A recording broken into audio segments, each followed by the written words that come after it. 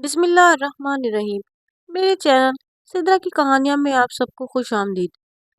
हमारी फुप्पो बेवा हुई तो वालिद साहब ने उनको अपने घर के करीबी मकान ले दिया ताकि उनके दुख सुख नजरों के सामने रहे। उनका एक बेटा था जिसका नाम अहमद था। जिन दिनों फुप्पा की वफात हुई, अहमद 10वीं का तालिब इलम था। बाप के गम से मैट्रिक के पर्चे देना मुश्किल हो गए। तब हम सब ने ढारस बंधाई। खास तौर पर अब्बू ने सर पर हाथ रखा और हौसला दिया और समझा बुझाकर इम्तिहान देने पर आमादा किया।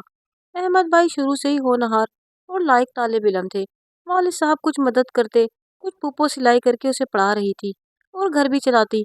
ये उन पर कड़ा वक्त था। बहुत सब्र और हौसले से वो एफएससी तक पहुंच गए। वो डॉक्टर बनना चाहते थे लेकिन इंजीनियरिंग कॉलेज में दाखिला मिला। उनकी मेहनत और लगन रंग लाने लगी। कॉलेज के ज़हीन लड़कों में उनका शुमार होने लगा। जब रिजल्ट आता तो वो शानदार नंबरों में कामयाब होते। पुप्पो की खुशी दीद नहीं होती। इन दिनों मैं 9th क्लास में पढ़ती थी और अंग्रेजी में काफ़ी कमज़ोर थी। अहमद भाई रोज़ शाम को घंटा आधा घंटा पढ़ा जाते। एक दिन मैं छत पर गई तो देखा सामने वाले मकान में नए पड़ोसी आए हैं। गैर लोग थे, इसलिए कोई अभी तक उनसे नहीं मिला था। अगले दिन जब मैं स्कूल जाने के लिए घर से निकली तो किसी ने मुझे आवाज़ दी, सुनो ज़रा ठहरो। मैंने उस जानिब देखा जहाँ से आवाज़ आई थी। एक लड़की सामने वाले मकान के गेट पर खड़ी थी। वो उम्र में मुझसे तकरीबन 4 साल बड़ी होगी। सेहतमंद और खूबसूरत थी, रंग उजला और आंखें रोशन और उसकी खासी पुरकशिश भी थी। मैंने उसके पास जाकर पूछा, भाभी क्या बात है, आपने मुझे बुलाया है? तुम्हारा नाम पूछना था। मैं चौंक गई। जी जी क्यों नहीं? अरे भाई, हम नए आए हैं, आखिर किसी से तो दोस्ती करनी है। कुछ इस तरह उसने अपनाइयत से कहा तो मैंने अपना नाम बता दिया। आरफा। वाह भाई, नाम तो बड़ा खूबसूरत है। जानती हो मेरा क्या नाम है? आयशा नाम है मेरा। हाँ अच्छा है। कौन सी क्लास में पढ़ती हो? मैंने कहा 9th में। वो बोली दरअसल हम नए आए हैं और कोई जानने वाला नहीं, तो सोचा कि तुम ही से ही बात कर लूं। अभी इतनी बात हुई कि सामने से आवाज आई, आरफा क्या लेट होने का इरादा है? ये अहमद भाई की आवाज़ थी। उन्हें अपने कॉलेज जाने से पहले मुझे ड्रॉप करना था। मैंने जल्दी से आयशा को खुदाफिज कहा और अहमद भाई की तरफ लपकी, जो मोटर बाइक निकाल चुके थे और अब उसे स्टार्ट करने वाले थे। उन्होंने पूछा क्या कह रही थी। मैंने बताया कि वो मुझसे दोस्ती करना चाहती है। वो बोले लगता है पढ़ने वढ़ने नहीं जाती, चलो कर लो दोस्ती। बेचारी अकेली जो है। मेरा स्कूल आ गया और उन्होंने मुझे वहाँ पर ड्रॉप कर दिया। उस दिन के बाद वो अक्सर हमारे घर आ जाती, मुझसे बातें करती। काफ़ी ज़हीन थी और उसकी उम्र 18-19 साल थी। मम्मी ने भी एतराज़ नहीं किया कि अकेली है और हम में अपनायत तलाश करती है, तभी रोज़ाना आ जाती है। अब मैं भी छुट्टी वाले दिन उसके घर जाने लगी। एक रोज़ आयशा ने पूछा, अरफा ये बताओ कि उस रोज़ तुम जिसके साथ स्कूल जा रही थी वो तुम्हारा कौन है? वो वो मेरे भाई हैं। उनका नाम अहमद है, इंजीनियरिंग कॉलेज के तालिब इलम है और मेरी फुप्पो के बेटे हैं। मैंने दो चार बातें और बढ़ाकर बता दी। फिर खुदा जाने क्या हुआ, कुछ दिनों के बाद कहानी ही बदल गई। अब जो वो ट्यूशन पढ़ाने आते तो ये भी आ जाती और दोनों एक दूसरे की तरफ प्यार भरी नज़रों से देखते। फिर अहमद भाई ने मुझे ट्यूशन पढ़ाना छोड़ दिया। जब मैंने ना आने का सबब पूछा तो बोले कि तबीयत ठीक नहीं, लेकिन ऐसा नहीं था। और अहमद भाई बुझे बुझे से रहने लगे थे। इधर वो हमारे घर नहीं आ रहे थे तो आयशा ने भी आना कम कर दिया। मैं परेशान थी। एक दिन आयशा के घर गई तो वो अपने कमरे में चादर ओढ़े लेटी थी। मैंने पूछा कि क्या हुआ है। वो बोली आरफा पता नहीं क्या बात है, किसी चीज़ में दिल नहीं लगता, बात करना मुश्किल लगता है। मैं कुछ समझ न सकी। उसने पूछा आरफा अहमद कहाँ है? मैं चौंक गई। फिर संभल कर बोली कि उनकी तबीयत ठीक नहीं, घर पे रहते हैं। उसने सवाल किया कि अहमद की मंगनी हो गई है? नहीं तो फूफी पहले खाला की बेटी से शादी करना चाहती थी। पहले हम तो अहमद भाई राजी थे लेकिन अब इनकार कर रहे हैं, पता नहीं क्या हुआ है। हालांकि शहरनाज बहुत अच्छी लड़की है। मेरे जवाब पर वो पुरसुकून हो गई, जैसे किसी बड़े तूफान का खतरा टल गया हो। अब मुझे यकीन था कि उन दोनों के बीच कुछ मामला ज़रूर है, लेकिन इस हद तक मामला बढ़ गया होगा ये नहीं सोचा था। थोड़ी देर आयशा के पास बैठकर मैं उसके घर से निकली तो फुप्पो के घर आ गई। वो किचन में थी और अहमद भाई अपने कमरे में थे। मैंने फुप्पो को आवाज़ दी। गालिबन उन्होंने मेरी आवाज़ नहीं सुनी, लेकिन भाई ने सुन ली। वो अपने कमरे से ही पुकारे, पिंकी इधर आ जाओ, मैं यहाँ हूँ। आप ठीक तो हैं? मैंने पूछा तो वो हाथ में किताब लिए नींद दराज थे। हाँ ठीक हूँ, उन्होंने बताया। मैंने पूछा पुप्पी के साथ शहनाज वाला झगड़ा खत्म हुआ? उन्होंने अपने लघु पर उंगली रखकर इशारा किया। चुप करो, कहीं वालदा ना सुन ले। कोई परेशानी है तो बताएं, मैं आपकी छोटी बहन हूँ। شاید کچھ مدد کر سکوں۔ بات وہی تھی جو میں نے عائشہ سے ملتے ہی محسوس کر لی تھی۔ تھوڑی دیر سوچنے کے بعد وہ بولے، کیا عائشہ کے گھر جانا ہوا؟ ہاں، میں ابھی گئی تھی، ابھی تھوڑی دیر پہلے۔ انہوں نے پوچھا کیا کر رہی تھی؟ وہ بھی بالکل آپ کی طرح بیڈ پر لیٹی ہوئی تھی، آرام کر رہی تھی۔ اس نے تمہارے گھر آنا کم کر دیا ہے۔ کم نہیں کر دیا، بلکہ بالکل ہی بند کر دیا ہے۔ لگتا ہے وہ مجھ سے ملنے کی بجائے کسی اور سے ملنے آتی تھی۔ وہ طنز پر زیر لب مسکرا کر بولے، تم ایک بات بتاؤ، کیا وہ میرے بارے میں تم سے سوال کرتی ہے؟ نہیں، میں نے ان کو مایوس کر دیا۔ اچھا، تم اس کے بارے میں کیا جانتی ہو؟ کچھ زیادہ نہیں۔ میری بات سن کر اس کو مزید مایوسی ہوئی اور ان کا منہ اٹک گیا۔ میں ان کو اداس نہ دیکھنا چاہتی تھی، تبھی کہا، آج آپ کے بارے میں پوچھا تھا کیا؟ ان کی آنکھیں چمک اٹھی، لبوں پر دھیمی سی مسکراہٹ پھیل گئی۔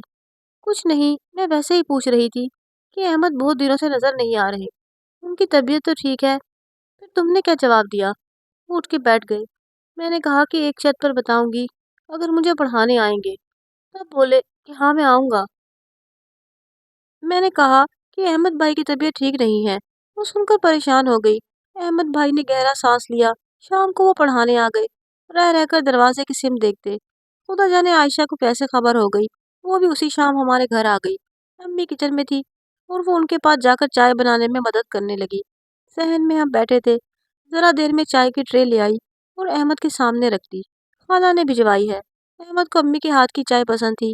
شام میں جب آتے چائے کی فرمائش کرتے تھے۔ یہ روز کا معمول تھا، لیکن آج کچھ زیادہ ہی اہتمام ہوا تھا۔ ساتھ بسکٹ اور سموسے بھی تھے، جو عائشہ شاید گھر سے ساتھ لائی تھی۔ وہ ٹرے رکھ کر واپس جانے لگی۔ تم بھی لو نا، بھائی نے پلیٹ کی جانب اشارہ کیا۔ نہیں نہیں، آپ کھائیں، میں ہی تو لائی ہوں، اس نے ذرا اٹھلا کر کہا اور چلی گئی، گویا کسی کی دل لگی کو شعلہ دکھا گئی۔ اگلے 2 دن وہ نہ آئی۔ بھائی کی نظریں منتظر رہیں۔ میں ان کی بے چینی کو محسوس کر رہی تھی، لیکن ذکر نہ کیا۔ پڑھائی کے بیچ عائشہ کا ذکر کیسے کرتی؟ احمد بھائی کا دل پڑھائی میں نہیں لگ رہا تھا، ان کی سوچ کہیں اور تھی۔ بالآخر سوال لبوں پر آ ہی گیا۔ کچھ دیر کے بعد وہ بولے، تیری دوست نہیں آئی؟ جی نہیں احمد بھائی، تم نے اس کی خیریت دریافت نہیں کی؟ میں نے جواب نہ دیا۔ وہ تھوڑا سا پڑھانے کے بعد چلے گئے۔ میں عائشہ کے گھر گئی۔ وہ اپنے صحن میں نیم کے درخت والے چارپائی پر بیٹھی تھی۔ میں اس کے پاس جا کر بیٹھ گئی۔ واہ، کیسی ٹھنڈی چھاؤں ہے، مزہ آ رہا ہے۔ وہ مسکرا دی، تم آتی کیوں نہیں گھر؟ 3 دن گزر گئے، روز آنا کیا ضروری ہے؟ کیا آنٹی کو میرا انتظار رہتا ہے؟ وہ بن کر بولی، باجی نہیں، انہیں نہیں، کسی اور کو انتظار رہتا ہے۔ تو تم آ جایا کرو نا، جسے وہ بات کو نہ سمجھ رہی ہو۔ میں نے کہا عائشہ تم خوب سمجھتی ہو، لیکن بنتی ہو۔ اچھا رکو، آ جاؤں گی، آ جاؤں گی، یہ کہہ کر وہ ہنس دی۔ پھر وہ ٹھیک احمد بھائی کے آنے کے 5 منٹ کے بعد ہی آ گئی۔ ان کے گیٹ کھلنے اور بند ہونے کی آواز پر اس کے کان لگے ہوئے تھے۔ امی بازار گئی تھی، میری چھوٹی بہن اور بھائی کھیلنے میں مشغول تھے۔ آج آنٹی گھر پر نہیں ہے، ہمیں چائے کون پلائے گا؟ میں بنا لاتی ہوں۔ وہ بولی، نہیں عائشہ تم بیٹھو، میں لاتی ہوں چائے۔ احمد بھائی بھی کیا یاد کریں گے۔ میں کچن میں گئی تو ان کو کھل کر باتیں کرنے کا موقع مل گیا۔ میرے ہاتھ کام کر رہے تھے، لیکن کان ادھر ہی تھے۔ کچن سے چائے کی ٹرے لاتے ہوئے قدم تھم گئے۔ احمد عائشہ سے کہہ رہے تھے کہ اس وقت نہیں ہے پیسے۔ عائشہ تیری قسم، مجھے روپے تجھ سے زیادہ عزیز نہیں۔ ابھی امی سے اکیڈمی کے لیے فیس نہیں لی، جو ہی میرے ہاتھ پہ رکھیں گی میں تم کو دے دوں گا۔ جانتا ہوں کہ تمہیں زیادہ ضرورت ہے۔ وہ بولی، اچھا ٹھیک ہے، میری تم سے ناراضگی ختم احمد۔ تمہاری قسم، امی کی طبیعت ٹھیک نہیں رہتی، ان کے علاج اور دوائیوں میں وقفہ آ جائے تو اور زیادہ بیمار ہو جاتی ہیں، اور تمہاری سپورٹ سے ہی ان کا علاج چل رہا ہے۔ میں تم سے پیسوں کی خاطر ناراض نہیں تھی، میری ایک بہت بڑی مجبوری ہے۔ بھائی جان کی تنخواہ تو اپنے بیوی بچوں کے لیے ہی ناکافی ہوتی ہے، پھر ہم کدھر جائیں؟ وہ روحان سی ہو رہی تھی۔ میں نے جان کر آہٹ کی تاکہ یہ سنبھل جائیں۔ بھائی نے جلدی سے بات ختم کرتے ہوئے کہا کہ مجھے 2 دن کی مہلت اور دے دو، رقم دے دوں گا۔ میں حیران رہ گئی، گویا یہ باہر کہیں اور ایک دوسرے سے رابطہ رکھتے تھے۔ پھوپھی کے گھر فون نہیں تھا، یہ ضرور کسی دوست کے گھر سے ایک دوسرے کو فون کرتے تھے۔ اب سمجھ میں آیا کہ عائشہ ہمارے گھر کیوں نہیں آ رہی تھی، اور احمد بھائی مجھے ٹیوشن پڑھانے کیوں نہیں آتے تھے۔ دونوں میں انبن ہو گئی تھی۔ عائشہ نے آخری جملہ ادا کیا، احمد تم نہ ملے تو میں مر جاؤں گی۔ جواب ملا، میری سب سے عزیز چیز تو تم ہو عائشہ، تم کو حاصل کرنے کے لیے میں اپنا سب کچھ قربان کر دوں گا، تم میرا ساتھ کبھی نہ چھوڑنا۔ کچھ ہی دنوں بعد انہوں نے عائشہ کو موبائل گفٹ کیا تو ان کی فون پر باتیں ہونے لگی۔ میرا یہ پھوپھیزاد मुखलिस और सादा लो था। وہ واقعی سچائی سے اس لڑکی کو چاہنے لگا۔ اس کو راضی رکھنے کے لیے اپنی اکیڈمی کی فیس، جو بڑی مشکل سے پھوپھی محنت مزدوری کر کے مہیا کرتی، ہر ماہ اس لڑکی کو دے دیتا۔ ابو بھی احمد کو تعلیمی اخراجات کی خاطر مدد کے طور پر رقم دیتے۔ سبھی کچھ ان دنوں عائشہ کے پاس جا رہا تھا۔ واقعی بھائی نے اسے عزیزت جان رکھا اور اس پر سب کچھ قربان کر دیا، لیکن وہ صرف آنکھوں کا دھوکہ نکلی۔ وہ اب اپنی تعلیم اور اپنی بیوہ ماں کے دکھوں سے بھی غافل عائشہ کے چکر میں اپنی زندگی کے قیمتی دن ضائع کر رہے تھے۔ اکیڈمی جانا بند کر دیا تھا، لیکن کسی کو نہیں بتایا۔ شام کے وقت جب ان کے کلاس فیلوز پروفیسر صاحب سے ٹیوشن پڑھنے اکیڈمی جاتے تو وہ گھر سے باہر عائشہ کے ساتھ ملاقات کرتے یا پھر ان سے فون پر باتیں کرتے رہتے۔ سچ ہی ہے کہ جوانی دیوانی ہوتی ہے۔ بدقسمتی یہ کہ ان دنوں والد صاحب ملازمت چھوڑ کر زیادہ کمانے کے چکر میں سعودیہ چلے گئے۔ باپ تو تھا نہیں، احمد کے سر پر ماموں کا ہاتھ نہ رہا، نگرانی نہ رہی تو کس کا خوف تھا۔ اس دوران انہوں نے عائشہ سے کہا کہ ماں کو راضی کر کے تمہارے رشتے کی بات تمہاری والدہ اور بھائی سے کرنا چاہتا ہوں۔ اس لڑکی نے روک دیا کہ ابھی کچھ دن رکو، رشتے کی بات اس وقت کرنا مناسب نہیں، جب میں کہوں تب رشتہ بھیجنا۔ جب بھائی کے ساتھ سوم کا نتیجہ آیا تو وہ فیل تھے۔ پھوپھی کو سخت صدمہ ہوا کہ ان کے لائق بیٹے کو ایسی کیا افتاد آ گئی جو اتنا برا نتیجہ آیا۔ ظاہر ہے جو کالج سے غیر حاضر ہو، اکیڈمی کی ٹیوشن چھوڑ دے اور پڑھائی کو وقت دینے کی بجائے عشق کے سبق پڑھے تو اس کا ایسا ہی رزلٹ آئے گا۔ ان کے فیل ہو جانے کا صدمہ ہر ایک کو تھا، لیکن انہیں بالکل بھی صدمہ نہیں تھا۔ ماں کو روتے پا کر وعدہ کیا کہ اس سال پوری تیاری کروں گا، ٹاپ کروں گا، آپ روئے نہیں، آئندہ ایسا نہ ہوگا۔ پھپھو کو بیٹی اور عائشہ کے معاملے کی کچھ خبر نہ تھی۔ وہ سارا دن گھر کے کاموں اور سلائی میں لگی رہتی، سارے محلے کے کپڑے سیتی۔ یہ محنت اس باعث کر رہی تھی کہ ایک دن ان کا بیٹا پڑھ لکھ کر کچھ بن جائے گا تو ان کے دن بھی پھر جائیں گے۔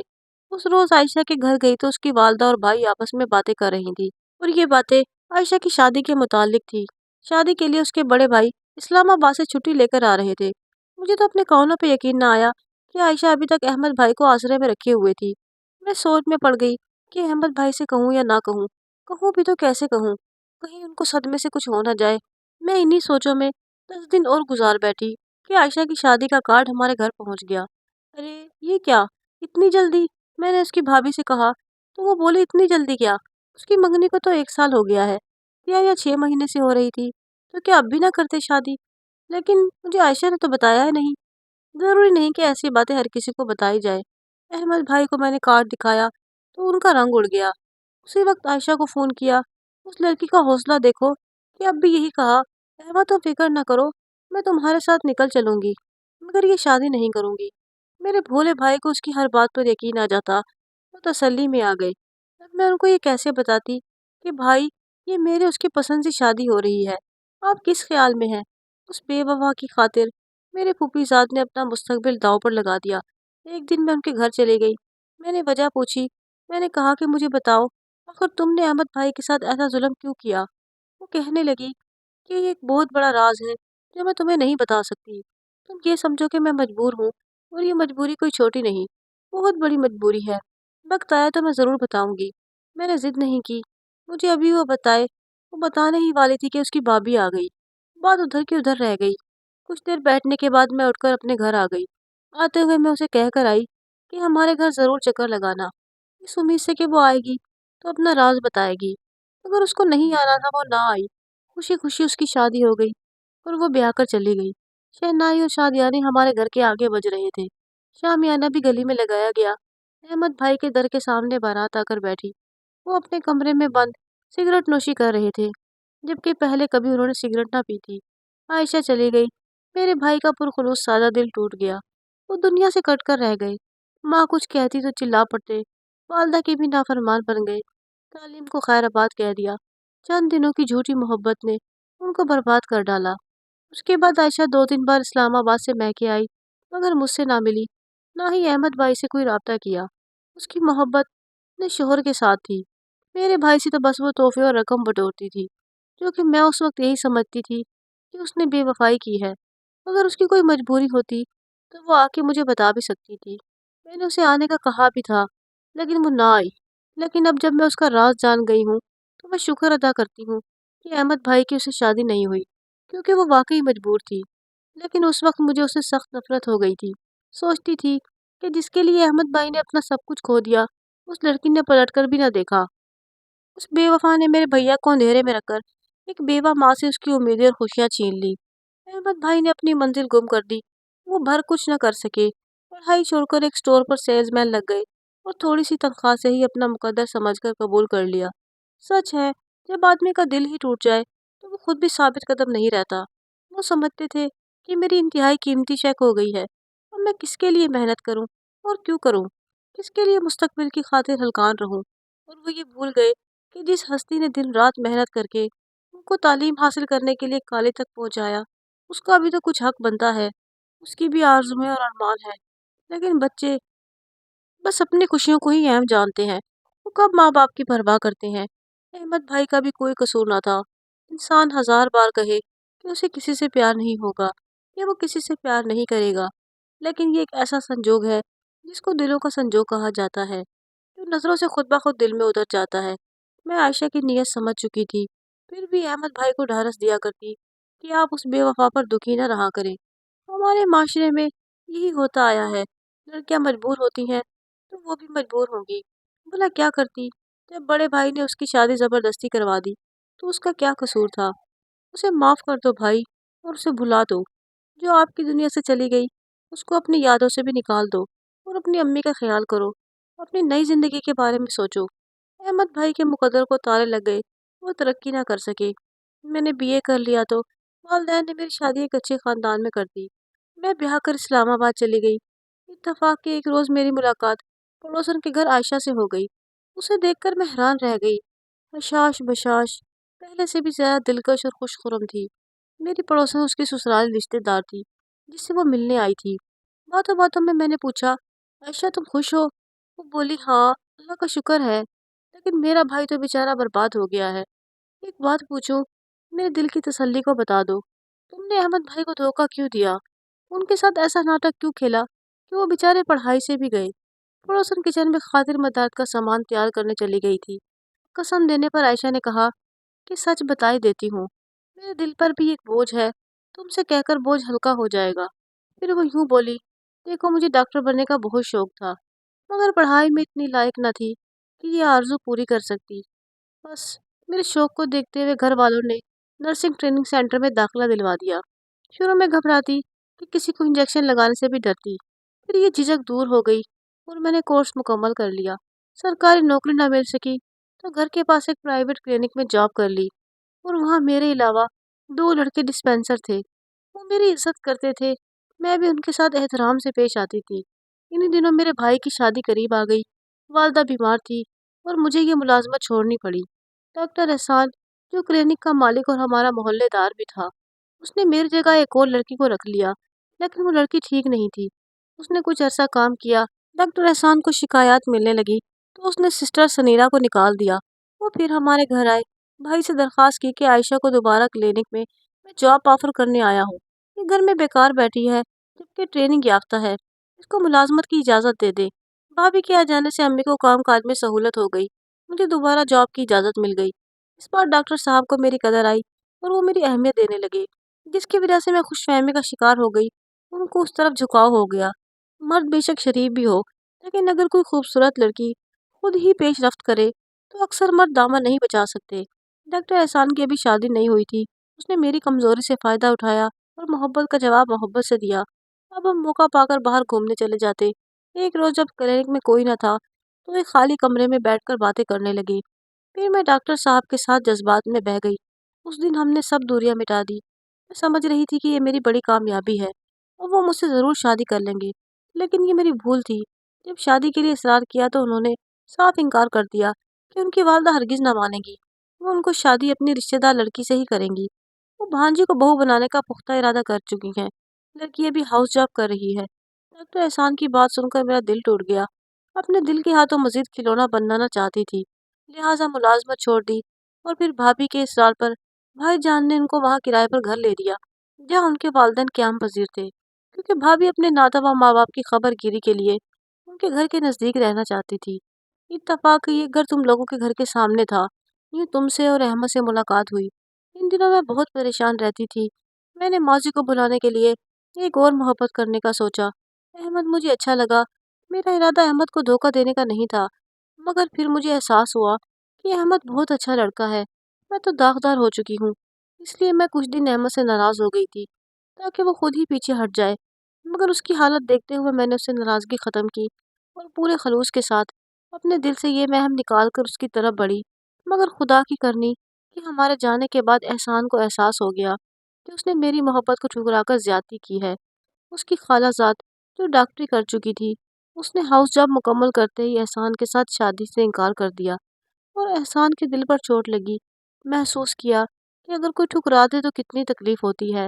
احسان نے مجھے برباد کر دیا تھا، لہٰذا اس کا ضمیر جاگ اٹھا۔ سوچا کہ شاید میری بد دعا لگی ہے اور میرا دل دکھایا ہے تو اس کی خالہ زاد نے اسے ٹھکرا دیا ہے۔ اپنے کیے کی تلافی کے لیے وہ میرے بھائی کے پاس اپنی والدہ کے ہمراہ رشتہ لینے آیا۔ یہ چونکہ پرانے پڑوسی تھے اور بھائی ان لوگوں کو اچھی طرح جانتے تھے، انہوں نے فوراً ہی ان کا رشتہ قبول کر لیا اور میں نے بھی اس وقت یہی سوچا تھا کہ میں اس کو انکار کر دوں گی اور احمد سے ہی شادی کروں گی۔ میں نے اس کو فون کر کے کہہ بھی دیا، لیکن اس نے کہا کہ وہ صرف میرے ساتھ ہی شادی کرے گا، اگر میں نے کسی اور سے شادی کی تو وہ میرے شوہر کو سب کچھ بتا دے گا اور رشتہ ختم کر دوا دوں گا۔ میں مجبور ہو گئی اور پھر میں نے اپنے دل کو سمجھا لیا کہ میں جس شخص کے لیے عرصے تک چپ کے روئی ہوں اور اس کے حاصل ہونے کی دعائیں مانگتی تھی، وہ خود میرا طلبگار ہو کر میرے دروازے پر آ گیا تھا۔ مجھے جب یہ خبر ملی تو میں حیران رہ گئی، دل سے احسان کی محبت نہ گئی تھی۔ پھر میں نے اس کے ہاتھوں اپنی دوشیزگی کا گوہر نایاب بھی گنوایا تھا۔ عقل نے یہی فیصلہ کیا کہ اب اس کی ہو جا جس نے غلطی کرنے کے بعد بھی تم کو نہیں بلایا۔ کسی اور سے اس غلطی کے بعد شادی کرنا بھی دھوکہ دینے کے مترادف ہوگا۔ تو میں نے ڈاکٹر احسان سے شادی کر لی۔ مجھے احمد کو دکھ دینے کا افسوس ہے، میری طرف سے معافی مانگ لینا، کیونکہ شادی کے بعد یہ ممکن ہی نہیں تھا کہ میں اس سے مل کر معافی مانگتی۔ عائشہ نے اپنی بات مکمل نہیں کی تھی کہ ہماری میزبان چائے اور پکوڑے بنا کر کمرے میں لوٹ آئی اور ہم دونوں کو خاموش ہونا پڑا۔ جب میں لاہور گئی تو اقبال بھائی کو میلے میں کپڑوں میں مست ملنگ بنا دیکھا، مجھ سے رہا نہ گیا اور تمام داستان ان کو گوش گزار کر دی۔ ان کو سمجھایا کہ اب جب کہ عائشہ کی گتھی سلجھ گئی ہے تو بہتر ہے کہ اس کا غم دل سے نکال دے، کیونکہ آپ کی ماں اب ناتواں ہے، ان کا خیال کرے، زندگی میں دلچسپی لے اور اس لڑکی سے شادی کر کے والدہ کو خوشی دے دیں جس سے وہ آپ کی شادی کروانا چاہتی ہیں۔ احمد بھائی نے میری بات مان لی، قدرت نے پھوپھی کی سن لی۔ بہو بن کر سلمہ نے نہ صرف ان کو سکھ دیا بلکہ رفتہ رفتہ اپنی محبت سے احمد کا بھی دل جیت لیا۔ وہ دوبارہ پڑھائی کی طرف راغب ہو گئے، انجینئر تو نہ بن سکے، بہرحال ڈپلومہ کرنے کے بعد والد صاحب نے ان کو سعودی عرب بلا لیا اور انہیں اچھی تنخواہ ملنے لگی، اور پھر یوں میری پھوپھی کے دن پھر گئے۔ مفلسی کا علاج تو محنت اور کام میں ہی ہے، انسان ہمت نہ ہارے تو وہ سب کچھ پا لیتا ہے۔ مجھے امید ہے آپ کو یہ کہانی ضرور اچھی لگی ہوگی۔